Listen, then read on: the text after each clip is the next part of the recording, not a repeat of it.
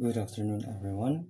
This video is a analysis in the movie The Dark Knight Rises. Part one is the OB concept and the film, and the two major OB topics or theories discussed in our module that was seen on the movie was leadership and motivation. Leadership and motivation shape the film's characters around them. Example for Batman, he exemplifies transformational leadership by inspiring hope, courage, and collective action, motivating like John Blake, though wala ng tiwala si John Blake sa mismong government. That's why uh, feeling niya tama yung intuition niya or instinct niya na mabait talaga si Batman at hindi siya criminal tulad ng paratang sa kanya, na in contrast naman kay Bane o yung kalaban na nag-rely siya sa transactional and authoritarian methods or theory using fear, control, and punishment to dominate. Hindi lang siya sinusunod minsan ng mga alagad niya dahil sa same sila ng goal, which is factor din na takot sila kay Bane since alam nilang hindi nila kaya si Bane regarding sa physical strength tsaka sa abilities.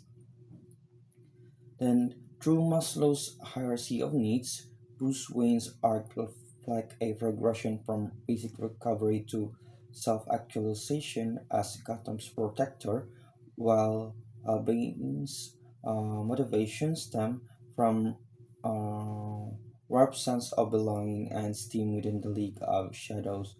So, nung napapansin nyo sa movie, nung start, parang wala naman ng balak si Batman na maging hero ng Gotham City since feeling niya tapos na yung kanyang responsibility sa city, and also hirap na rin siya maglakad due to an a leg injury. Regarding naman kay Bane, ang motivation niya is mapabilang sa League of Shadows, pero yun nga lang nalihis siya ng ah, landas or same ang goal pero mali ang pamamaraan niya to achieve that goal. Together, this dynamic shows how positive leadership grounded in purpose can uplift an organization or society, while leadership driven by fear and unmet psychological needs leads to corruption and destruction. Alright, sa part 2 naman na character and leadership analysis, my chosen character as a leader, a team member, or an individual within the organization or system shown in the film is si John Blake or yung police. In the Dark Knight Rises, he exemplifies a proactive, principled, and more grounded leader within Gotham's police force. High and conscientiousness, openness, and emotional stability. He remains observant, resilient, and guided by strong personal values. Uh, kung napapansin nyo, as I mentioned earlier, nawalan siya ng tiwala sa mga kapulisan since nung na umamin yung inaakala nilang hero na siya pala yung culprit sa crime na dapat hindi si kay Batman pinupukol. Doon siya nawalan ng tiwala sa kanyang kapulisan or sa department. Pero since may strong belief siya na si Batman ay mabuting tao, naghanap siya ng paraan para mapatunayan na inosente si Batman at wala siyang kasalanan. Art rooted in intrinsic motivation, uh, his action reflect autonomy, competence, and a deep sense of purpose rather than external rewards. Yun nga, parang sa bawat ginagawa niya, nasasatisfy siya na tama yung ginagawa niya instead of gawin niya yung inuutos sa kanya na may rewards na kapalit but hindi niya naman will yung gawain niya. Then he serves as a bridge between the police and Batman using integrity, empathy, and example driven influence to inspire others. Overall, Blake embodies ethical values based leadership that challenges corruption and prepares him to inherit Batman's mantle. So kung napapansin nyo sa before mag-end yung movie, halos is-sacrifice niya yung self niya dun sa part na ayaw silang patawirin sa bridge kasi nga magdi-destruct na yung bomba so kailangan may tawid yung mga bata.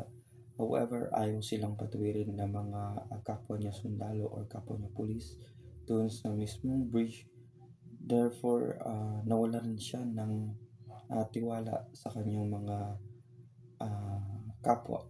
However, nung nakita nila si Batman na dala yung bomba sa or nilalayo sa city gamit yung kanyang sabihin na natin na helicopter. Doon mas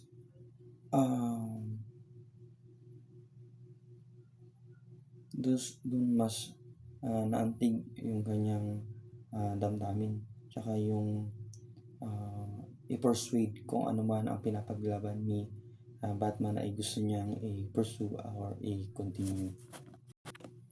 Alright, sa part 3 naman ay crisis and motivation. My chosen character experience a crisis or conflict of motivation in the film by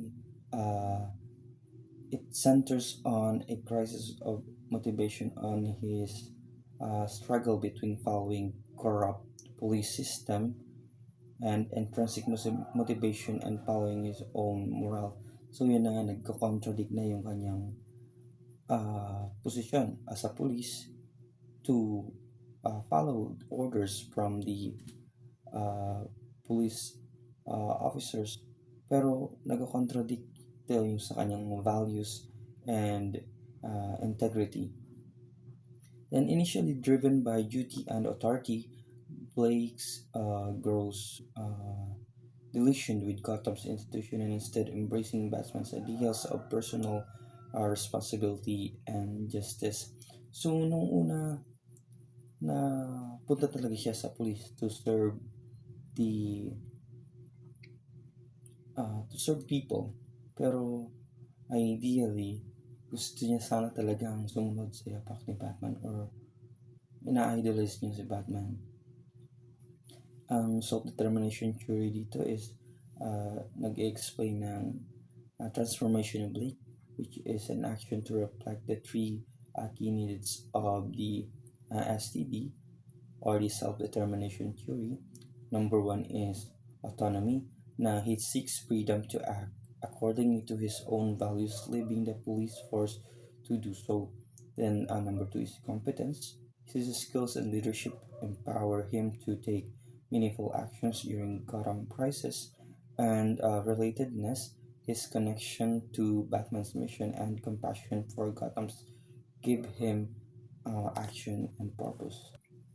So by the film ends, Blake rejects external constraint and embraces extrinsic motivation, acting from inner conviction rather than institutional duty, ultimately achieving the autonomy, purpose, and self-determination.